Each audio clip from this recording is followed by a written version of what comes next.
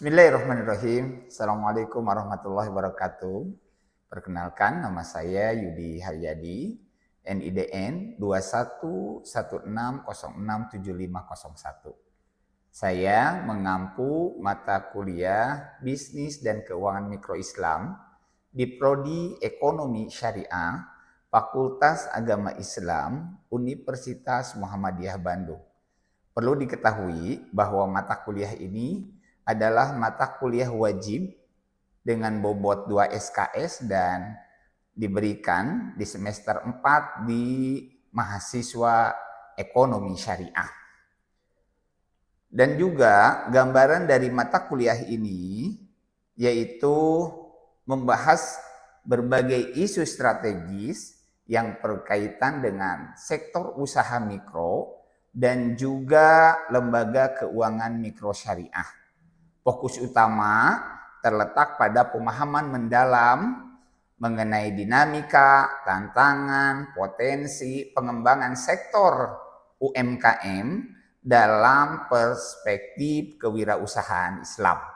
Mahasiswa akan dibekali dalam hal ini yaitu pengetahuan tentang situasi dan kondisi terkini UMKM dan juga LKMS atau Lembaga Keuangan Mikro Syariah di Indonesia, mencakup aspek kelembagaan, regulasi, pembiayaan, inovasi. Selain itu juga perkuliahan ini membahas tentang peran strategis UMKM dan LKMS dalam membangun ekonomi nasional serta responnya terhadap perubahan di tingkat global.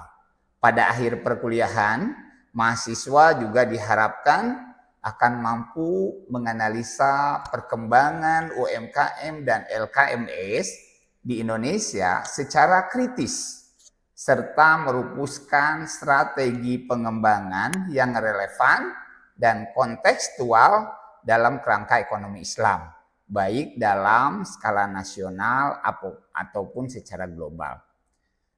Ada beberapa yang perlu diketahui atau juga ada target pencapaian, yaitu meliputi capaian profil dari lulusan ekonomi syariah itu sendiri. Yang CPL yang pertama, bahwa mahasiswa ini mampu mengaplikasikan dari mulai konsep, teori, model ekonomi dalam menggambarkan hubungan antar variabel dalam sebuah analisis ekonomi. CPL kedua, mampu menguasai dan membedakan istilah, konsep dan dasar teori ekonomi dan ekonomi Islam, serta menggunakan terminologi yang tepat dalam suatu permasalahan. CPMK yang ingin dicapai oleh prodi ini, terutama mahasiswa, akan ketercapaian dari mata kuliah ini adalah mampu menjelaskan konsep dasar UMKM, kewirausahaan dan industri halal dalam perspektif Islam. Yang kedua, CPMK kedua, yaitu bahwa mahasiswa mampu mengaplikasikan perencanaan, pemasaran operasi, dan manajemen SDM dalam usaha mikro Islam. Yang berikutnya, CPMK ketiga, yaitu mahasiswa mampu menganalisa permodalan, pembiayaan, dan keberlanjutan lembaga keuangan mikro syariah.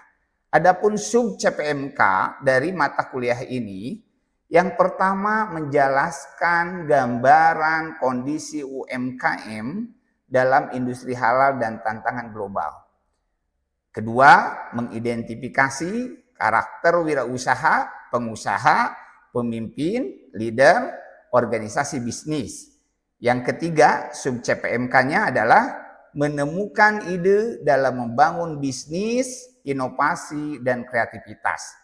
Sub CPMK keempat, mengaplikasikan perencanaan dalam usaha mikro, terutama model bisnis yang akan diterapkan. Sub CPMK kelima menerapkan manajemen pemasaran, yaitu untuk UMKM itu sendiri. Dan CPMK keenam menganalisa permodalan dan pembiayaan usaha. Sub CPMK ketujuh menganalisa lembaga keuangan mikro dan akses permodalan usaha mikro dan kecil. CPMK 8 menganalisis lembaga keuangan mikro syariah dan pemberdayaan ekonomi masyarakat. Secara garis besar, mata kuliah ini ada dua sisi, yaitu ditinjau dari sisi bisnis para UMKM, dan yang kedua adalah dari segi lembaga keuangan mikro itu sendiri, terutama lembaga keuangan mikro Islam. Deskripsinya tadi sudah saya jelaskan bahwa mata kuliah ini menjelaskan tentang bagaimana bisnis dan juga lembaga keuangan mikro Islam. Maka dinamakan mata kuliah ini bisnis dan keuangan mikro Islam. Metode pembelajaran yang akan diberikan kepada mahasiswa, ada beberapa metode yang akan disampaikan, dari mulai kuliah yang interaktif dan diskusi, overview, pemaparan, ya, juga ada semacam small group discussion, ya, antar mahasiswa itu sendiri. Ada project based learning, ya, sehingga perkuliahan akan lebih hidup. Ada yang sifatnya sinkronus dan yang juga asinkronus. Sinkronus ini bisa dilakukan di ruangan ataupun dilakukan dengan cara Zoom ataupun online. Dan yang model asinkronus, ada tugas pengerjaan latihan tentang identifikasi, juga tugas penyelesaian, tugas-tugas yang diberikan untuk ke lapangan, studi kasus, penemuan ide, ada proyek menyusun draft perencanaan usaha mikro, dan juga menganalisa kasus manajemen usaha mikro, juga menganalisis permasalahan lembaga keuangan mikro syariah terutama di Indonesia.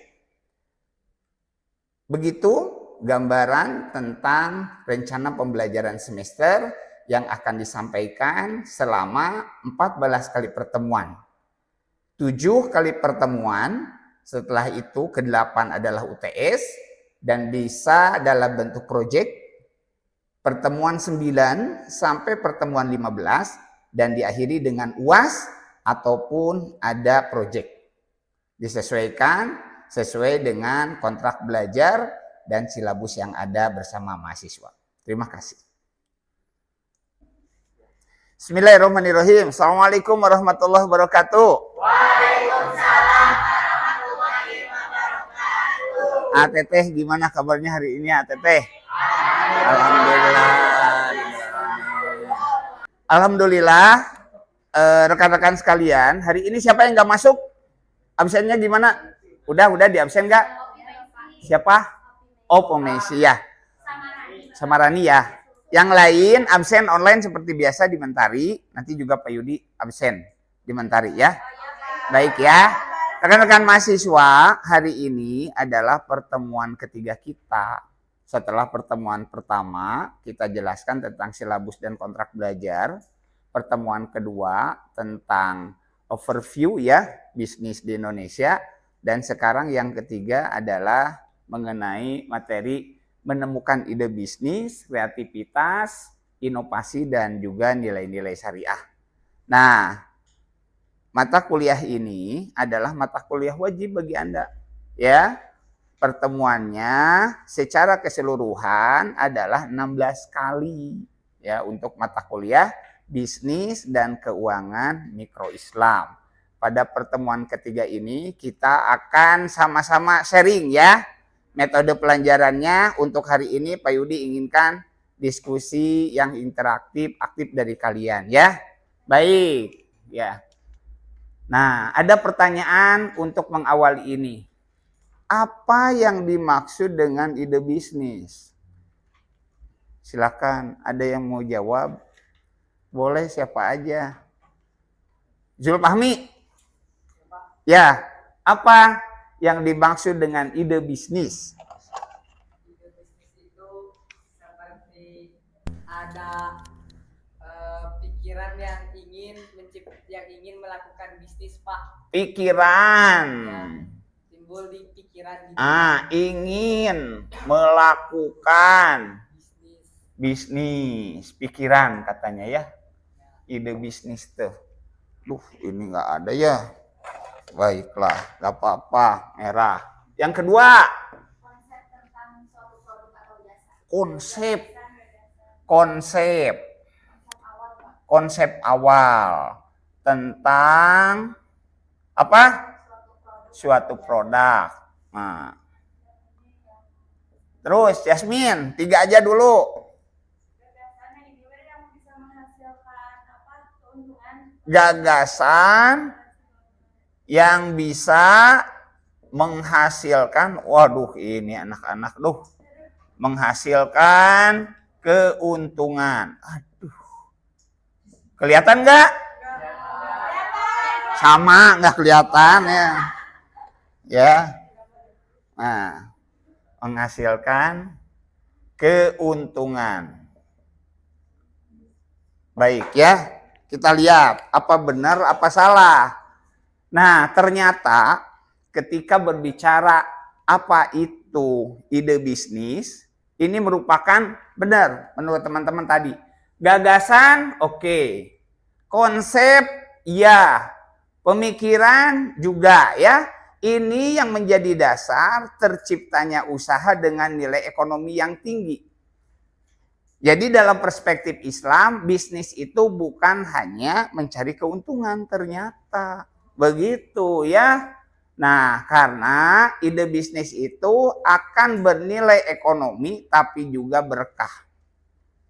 Ya, kita lihat ya, ada dinamika zaman di sini, ada realitas pasar dan juga harus ada panduan etis atau nilai-nilai syariah. Seperti apa yang Allah firmankan di Al-Baqarah 275, Allah telah menghalalkan jual beli dan mengharamkan riba. Jadi aktivitas bisnis ini wajib berlandaskan atas halal, adil dan juga produktif. Ya. Jadi mahasiswa juga boleh berbisnis ya. Nah, ini apa yang jadi stimulus atau percikan awalnya membangun pola pikir kreatif. Ya, kreativitas mampu menghasilkan ide baru, solusi baru, cara baru bagaimana memecahkan masalah. Ya. Nah, itu. Jadi kira-kira menurut kalian apa bedanya yang namanya kreativitas dan inovatif? Kira-kira. Inovatif itu pembaharuan. Ada yang lain? Ada yang lain? Nah, ya, kreativitas muncul awalnya dari ide. Dari ide. Kalau sudah diaplikasikan, itu berarti inovasi. Itu awalnya ide, itu dari kreativitas Anda, sudah begitu akhirnya diejawantahkan. Perwujudan dari kreativitas itulah yang dinamakan inovasi. Ya, kita lihat. Nah, ini awalnya harus begini idenya. Terbuka, berani mencoba, mampu melihat peluang, tidak takut gagal. Kembangkan ide sendiri menjadi bernilai, itulah kreativitas. Contoh, kalau dari masalah menjadi peluang. Petani kopi sulit menjual hasil panen. Maka bangun sama kita brand kopi lokal. Kalau banyak mahasiswa butuh makanan murah dan praktis.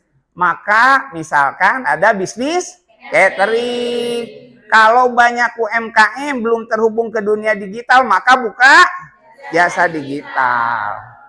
Nah, teman-teman. Nah, ini yang tadi Pak Yudi jelaskan. Jadi perbedaan utama antara kreativitas dan inovasi adalah seperti yang tadi jelaskan. Kreativitas itu awalnya dari ide dan ketika diejawantahkan maka dinamakan Nah, jadi gini, transisi ide ke kreativitas jadi inovasi. Ya, dari mulai kreativitas, ciptaan ide, fokus pada proses mental, hasilkan gagasan baru, solusinya unik, cara pandang beda terhadap suatu masalah. Itu kreativitas. Kreativitas hanya jadi kreativitas kalau tidak diejawantahkan. Jadi kalau kreativitas diwujudkan, maka dia berubah ide itu menjadi inovasi. Penerapan gagasan kreatif menjadi produk, layanan, sistem bisnis yang memiliki nilai ekonomi. Jadi gitu. Jadi harus berani mencoba. Seide gila apapun, segila apapun idenya, kalau tidak berani diejawantahkan, berarti masih bentuk ide aja. Enggak kreatif dan tidak inovatif ya.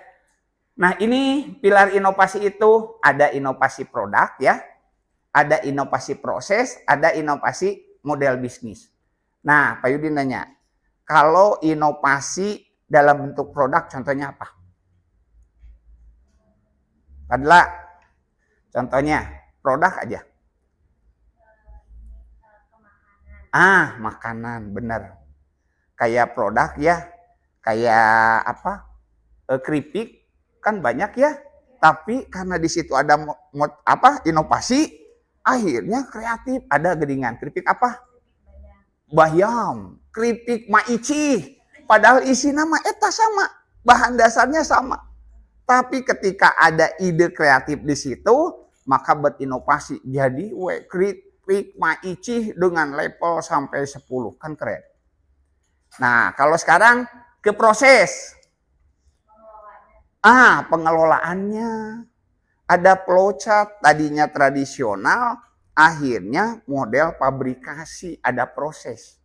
Nah, kalau yang terakhir, bagaimana nih inovasi model bisnisnya? Ya, kalau terakhir model bisnisnya dari mulai produk ke proses model bisnis. Contohnya apa? Buka reseller, jual di marketplace, sistem digital marketing, bener nggak? Iya, nah itu adalah bagian-bagian inovasi. Dari mulai produk, mulai proses, dan juga model bisnisnya. Bahwa bisnis itu tidak selalu harus murni dari pikiran kita hasil kontemplasi, enggak. Kira-kira dari mana aja? Dari hobi. Terus? Kebutuhan. Terus? Tren, bener. Terus pengalaman. Ternyata udah semua. Kesukaan, dari hobi tadi kesukaan. Dari apa? Riset pasar, itu keren semua. Nah, berarti udah pada pinter ini. Masya Allah. Aplaus dulu untuk kita. Wah, luar biasa berarti ya. Nah gitu, mahasiswa kudu kreatif mikirnya. Karena bukan anak SMA lagi ya. Benar semua, coba lihat. 4 sumber utama ide bisnis. Yang pertama adalah masalah harian. Setiap masalah itu adalah peluang. Contoh, macet, ini teh gimana? Maka muncullah ojek.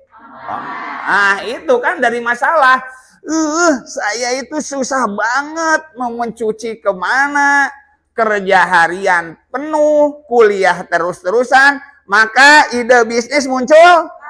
Laundry. Nah gitu. Kebutuhan pasar apa sekarang yang lagi tren? Ikuti aja.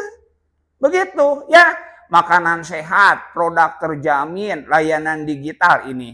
Atau ada evolusi teknologi. Membuka ekosistem baru, bisnis online, digital marketing, konten kreator, afiliator, dropshipper. Wah Masya Allah ya, kebuka. Dan ada yang disebut dengan tren gaya hidup.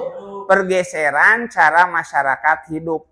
Aduh gimana ya, sekarang muslimah juga ternyata ototnya harus kuat. Ya, ternyata muslimah juga. Ide apa kira-kira bisnisnya? Buka gym untuk muslimah. Gitu. Aduh, kumaha ya. Misalkan ini kalau kolam kayaknya butuh olahraga ya. Akhwat itu tapi yang tertutup gitu ya. Oratnya enggak kebuka. Misalkan buka apa? kolam renang. Nah itu ya dari gaya hidup yang ada, gitu ya. Maka akan muncul juga ide-ide bisnis kita, ya. Nah, Kang sudah cukup belum? Baru 12 menit. 12 menit, 15 ya, nanti dieditnya. Nah, ya. Nah, ini teman-teman sekalian, jadi ternyata teknik menemukan ide. Ya, teknik menemukan ide ada tekniknya. Gimana caranya? Yang pertama itu dengan tukar pikiran, tukar gagasan, ngobrol. Karena kita makhluk sosial, ngobrol dulu idenya apa ya.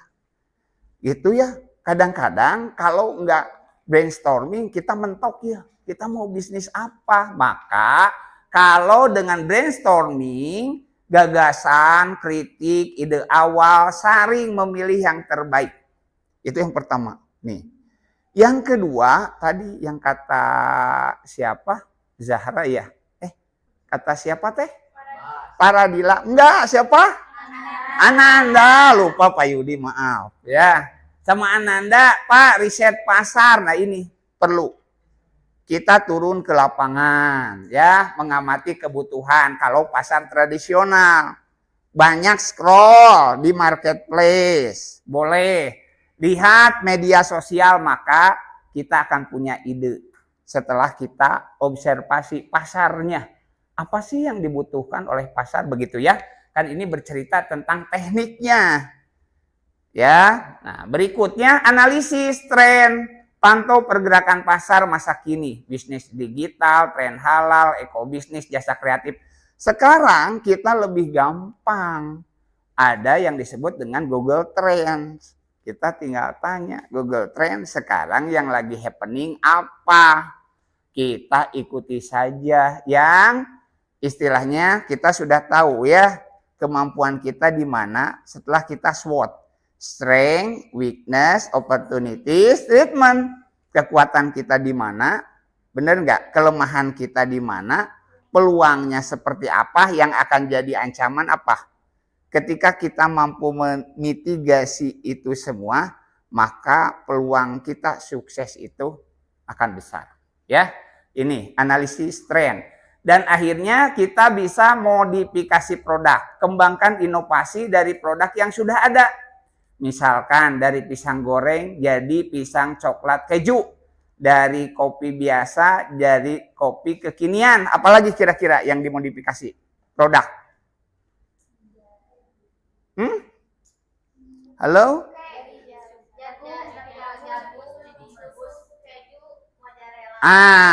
Dari jagung jadi sama susu digabung jadi Jesuke. Jesuke itu singkatan ya?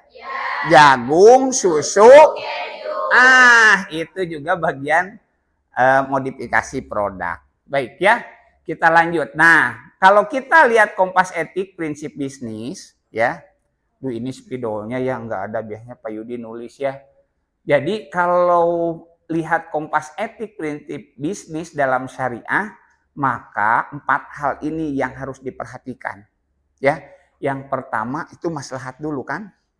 Jadi utility, kegunaan barangnya itu sendiri. Kalau tidak bermanfaat, kalaupun permintaannya ada, tidak boleh. Contoh naon cenah? Biasanya sama Pak Yudi contohnya minuman keras, barang-barang yang haram.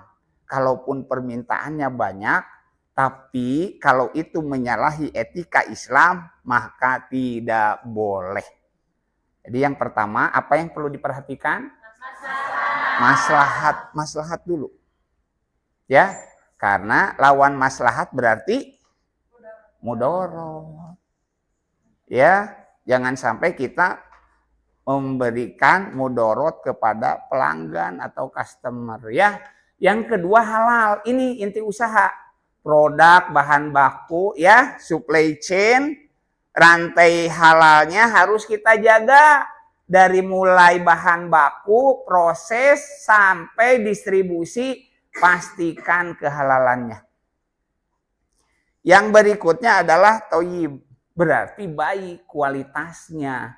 Tidak sekedar halal, tapi juga harus baik, aman, sehat, dan membawa manfaat bagi konsumen. Dan yang terakhir adalah tidak boleh merugikan. Ya, ada yang disebut asimetris informasi. Ada yang bisa jelaskan apa asimetris informasi itu? Contoh yang sederhananya begini, ya, bahwa si penjual itu tahu banget produknya, misalkan mau jual pasmina. Padahal si penjual teh tahu itu pasmina teh ada bolong ujungnya. Tidak diberitahu ke konsumen, ya, tapi dijual dengan harga pasaran, bahkan lebih mahal. Nah, ini berarti merugikan konsumen. Itu tidak boleh ada dalam prinsip bisnis syariah. Pertama, perhatikan, Mas. Yang kedua harus. Yang ketiga. Yang keempat. Masya Allah. Ya, alhamdulillah. Ini dari mulai tadi kan masalah, kebutuhan, teknologi, tren. Tapi ide kreativitas dan inovasi ini harus difilter oleh syariah tadi. Halal, thoyyib, maslahah. Jadi semuanya akan menghasilkan selain profit, tapi juga usaha yang berkelanjutan dan juga berkah. Ya, teman-teman sekalian. Nah, kira-kira kalau berbicara tentang usaha, peluang apa yang kira-kira bisa mahasiswa lakukan untuk saat ini ketika kuliah? Reseller, apalagi? Dropshipper, apalagi? Afiliator, apalagi? Buka usaha ini transfer. Oh, buka usaha transfer. Terus apa lagi? Ya. Kira-kira peluang usaha apa yang bisa dilakukan mahasiswa pada saat kuliah seperti ini? Tadi katanya ada apa lagi, Padla? Afiliator. Apalagi mana? Jasa desain, reseller, editor, afiliator. Terus jasa print, antar jemput bisa. Apalagi? Jasa apa? Just tip, jasa titipan. Ternyata banyak geningan. Jasa jahit, jahit pakaian bukan. Iya, pakaian bener kan ngejahit. Bukan berarti ngambil jahitan orang lain ya. Nah, gitu. Itu mah pekerjaan mana dahulu yang dulu. Sekarang udah enggak ya? Baik ya. Nah, ini peluang mahasiswa ternyata banyak gitu ya. Coba kita lihat. Bidang? Waduh, bisa catering halal, mahasiswa, penyedia frozen food, brand kopi halal. Banyak teman-teman kita yang sudah punya kafe, ya gitu. Dan banyak teman-teman kita juga kalau ke kampus bawa tuh makanan-makanan dijual. Iya, nggak apa-apa. Yang kedua ada? Iya, tadi Manda, grafis, desain ya, manajemen promosi media sosial, toko online, nggak apa-apa. Terus ada juga apa? Agribisnis, seperti kita di lantai 13 tuh. Proyeknya agribisnis dia. Ya, nanam pakcoy, sayuran, hidroponik. Itu dana bantuannya dari BI aja hampir 500 juta. Jadi bisa langsung berbisnis mahasiswa teh dari hasil panen di atas di lantai 13 ya. Ini ya. Suplai kopi lokal, peternakan lebah, madu herbal, bidang jasa, bimbingan belajar tadi yang kata teman-teman, les privat, jasa laundry mahasiswa, jasa fotografi, komersial. Nah gitulah. Kita butuh kerja keras dulu. Ya, lebih baik keras terhadap diri kita sekarang. Ya, nanti kalau nggak begitu dunia yang akan keras terhadap diri kita. Catat status untuk hari ini ya. Nah, lebih baik kita keras hari ini menghadapi dunia daripada nanti dunia yang akan keras terhadap diri kita. Gitu ya. Baik Pak Yudi ya. Nah ini gerbang validasinya. Analisis sederhana untuk ide bisnis. Lihat keperluan pasar, market need-nya. Apakah produk jasa ini benar-benar dibutuhkan pasar atau tidak? Ya. Berikutnya, kalau iya, untung atau tidak. Profitability. Model bisnis ini menghasilkan keuntungan atau tidak. Yang ketiga, kalau benar, berarti perhatikan syariah compliance-nya. Ketaatan terhadap regulasi syariahnya ya. Apakah selaras dengan prinsip syariah atau tidak? Kalau itu semua, maka apabila jika ketiga kriteria terpenuhi, berarti ide ini layak dikembangkan. Ya, seperti mata kuliah sebelumnya yang Pak Yudi sampaikan, bahwa dunia ini sekarang menyoroti 3 hal ketika kita bisnis ini bisa sustain. Yang pertama, profit. Yang kedua, people. Yang ketiga, planet. Jadi si bisnis ini bisa berlanjut apabila dia menghasilkan Yang kedua, bisnis ini bisa berlanjut jika juga memperhatikan manusia atau sosial. Yang ketiga, bisnis ini bisa berlanjut apabila memperhatikan lingkungan. 3P, ingat ya. Harus profit, people, planet. Nah, gitu ya. Oke. Iya, betul. Nah, ini peran mahasiswa nih. Ya, kalau yang mengandalkan kreativitas tinggi, dekat dengan teknologi, jaringan sosialnya luas, maka peran mahasiswa di sini sebagai teknopreneur yang paling memungkinkan. Ya, sebagai teknopreneur, dan juga yang kedua, sosiopreneur, fokus pada pemecahan masalah sosial. Atau yang ketiga yaitu halal entrepreneur. Ya, jadi Anda bisa pilih saat ini yang paling mendekati dengan kapasitas Anda 3 hal ini ya. Karena di situ ada kreativitas tinggi, dekat dengan teknologi, jaringan sosial luas, karena Gen Z itu sebenarnya itu. Jadi optimalkan apa yang jadi kemampuan Anda sebenarnya. Ya, carilah ide bisnis yang tidak bisa dilakukan orang lain, tapi Anda mempunyai kapasitas di situ. Ya, kalau masalah teknopreneur orang lain nggak tahu, kita yang tahu bisa dilaksanakan. Tentang sosiopreneur ya, kita yang lebih tahu orang lain kagak tahu, jalankan. Begitu juga dengan halal entrepreneur. Nah, kira-kira bisnis masa depan yang menjanjikan. Nah, ini kan itu bukan tentang engkau dan aku misalkan ya, tapi juga bisnisnya dulu ya. Kenapa Pak Yudi makanya kemarin ngomong kalau mahasiswa mah pasti cintanya cinta monyet. Nan karesep hungkul, belum memikirkan apa resikonya berumah tangga. Nah, makanya bekali ya dengan ide bisnis yang bagus, maka Anda ejawantahkan dulu bisnisnya, sukses baru berumah tangga. Ketika sudah berumah tangga, gaji si akang teh geningan di bawah UMR, saya mau skincare nggak bisa. Geningan sekarang teh kontrakannya di RRS sekali. Gue semua pinggir walungan sangat sederhana. Siang sore malam di situ ngan secangkewok. Nah gitu ya. Ternyata akhirnya baru sebulan, pacarannya setahun, sebulan ternyata tahu. Si Ahwat berpikir realistis, ya gimana lagi. Akhirnya harus minta pisah dan gak bisa makan cinta. Asli, nah, itu teh. Ya, jadi untuk mahasiswa ya harus mulai berpikir begitu. Apalagi mikir sekarang kan mamah guru, jadi kumaha makan MBG tuh. Oke parah ya, ya Allah. Jadi nanti mah nggak apa-apa kalau lagi pacaran teh ngobrol. Hei, kamu gaji berapa? Saya gaji berapa?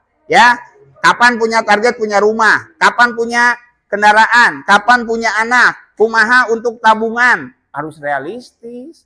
Investasi nare kumaha? Gak apa-apa. Kalau laki-laki tuani begitu berarti bukan laki-laki yang baik. Sudah tinggalkan lebih awal. Nah gitu ya. Cari. Meni matre hungku realistis bukan matre. Iya begitu. Maka ameh naon laki-laki kerja keras gitu. Biarlah laki-laki harus banting tulang menjadi tulang punggung. Cukuplah perempuan itu menjadi lain. Cukuplah perempuan itu seperti Hawa menjadi tulang rusuk gitu. Makanya tulang rusuk jadi tulang punggung pasti parotong. Nah ini yang kagak ngerti laki-laki nah ya. Kalau laki yang soleh itu pasti memuliakan. Kan bener ya. Khairukum li ahli. Eta teh untuk laki-laki. Laki-laki terbaik di antara kamu adalah laki-laki yang paling baik terhadap keluarganya, termasuk masalah nafkah. Ya, perempuan terbaik adalah yang memberi nafkah, yang meminta mahar. Maaf, meminta mahar sekecil-kecilnya. Laki-laki terbaik itu yang memberi mahar sebesar-besarnya. Nah, gitu.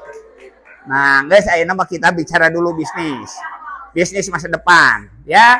Jadi bisnis masa depan yang menjanjikan apa? Pernikahan, Pak. Lain deui eta mah. Nah, ya. Pak, saya mah ketika ditanya ya, cita-cita kamu misalkan, Fahri pingin jadi apa? Saya pingin jadi dokter, Pak. Ditanya lagi, Alpin pingin jadi apa, Pak?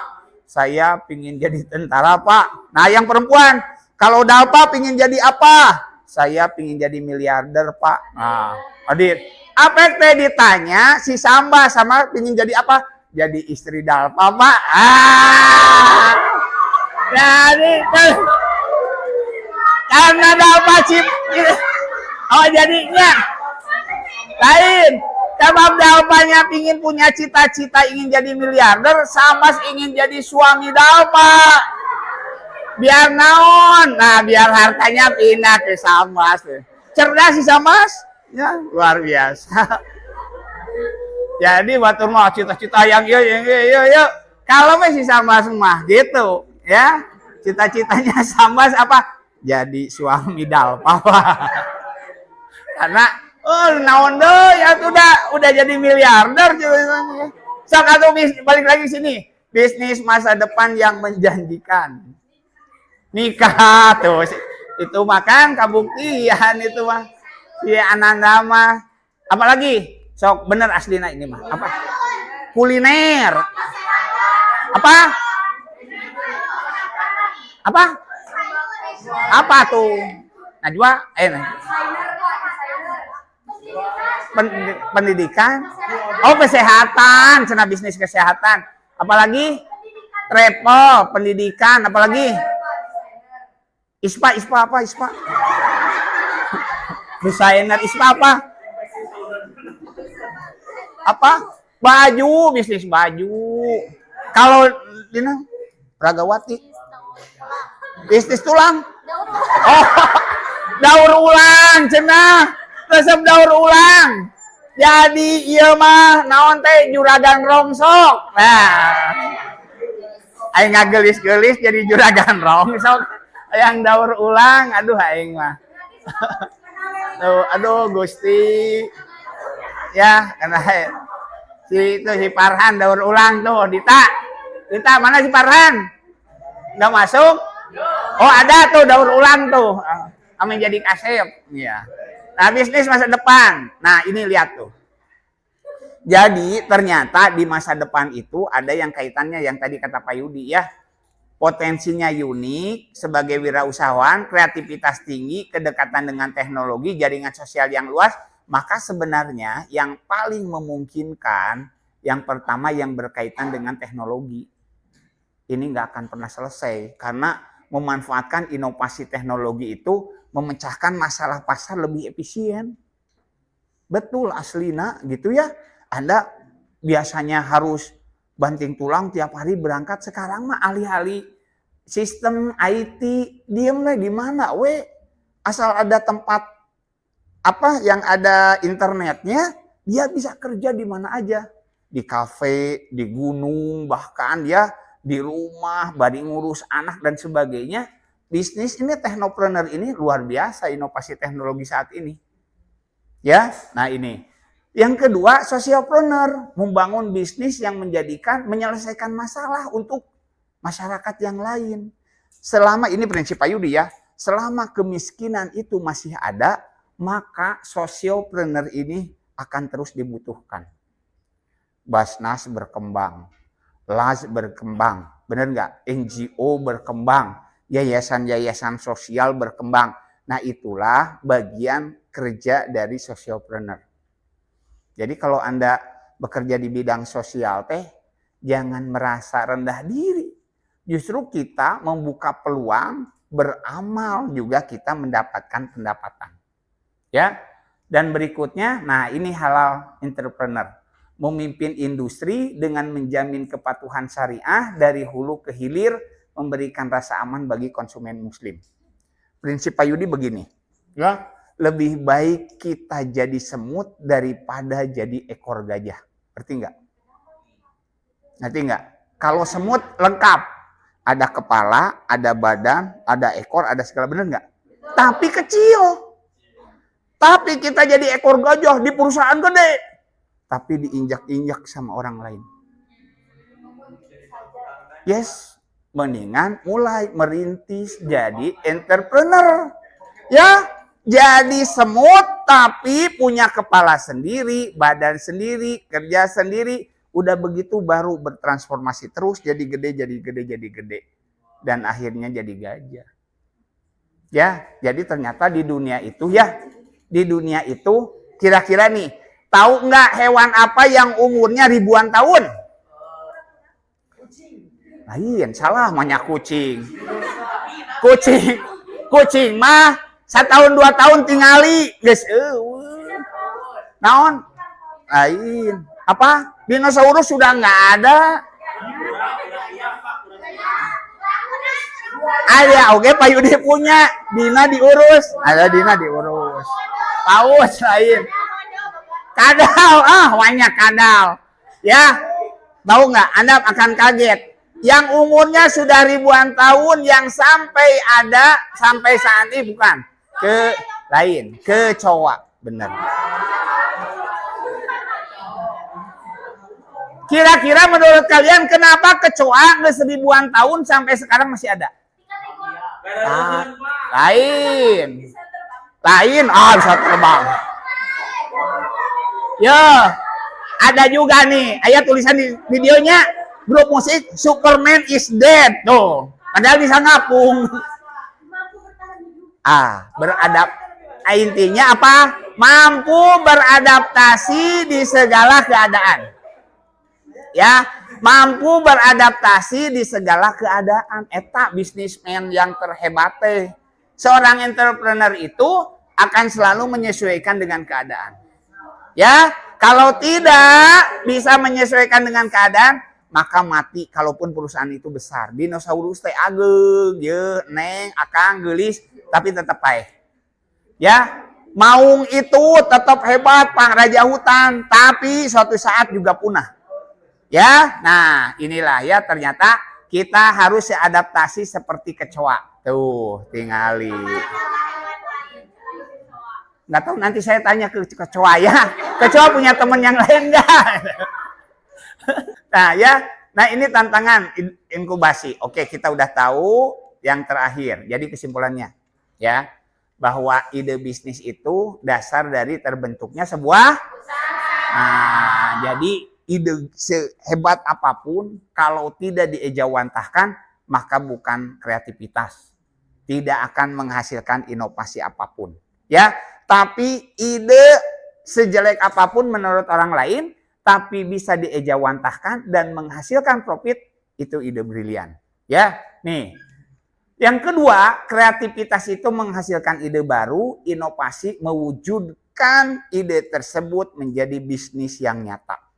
Ya. Yang ketiga, ide bisnis berasal dari masalah, kebutuhan pasar, teknologi dan tren masyarakat. Yang keempat, dalam bisnis Islam, ide usaha memenuhi prinsip halal, thayyib, dan terakhir, mahasiswa ini harus mampu mengembangkan ide bisnis mikro yang inovatif dan berkelanjutan. Ya, Mudah-mudahan pertemuan kita kali ini ada manfaatnya untuk kita semua ya. Amin. Tetap semangat, jaga kesehatan, dan temukan ide-ide gila untuk kalian ya. Hari ini, besok, atau untuk masa depan Anda ya. Terima kasih, mohon maaf apabila banyak kata-kata dari hari ini yang kurang berkenan. Sebelum ditutup, barangkali ada yang ingin ditanyakan nggak? Baik, itu saja dari Pak Yuding. Ada benar nggak? Ada yang ditanyakan nggak? Nggak ada? Berarti udah paham banget, ngerti? Ya. Terima kasih. Sampai jumpa. Ketemu lagi minggu depan. Tetap di stasiun yang sama dengan Pak Yudi di Bisnis dan Keuangan. Ya, aplaus untuk kita semua.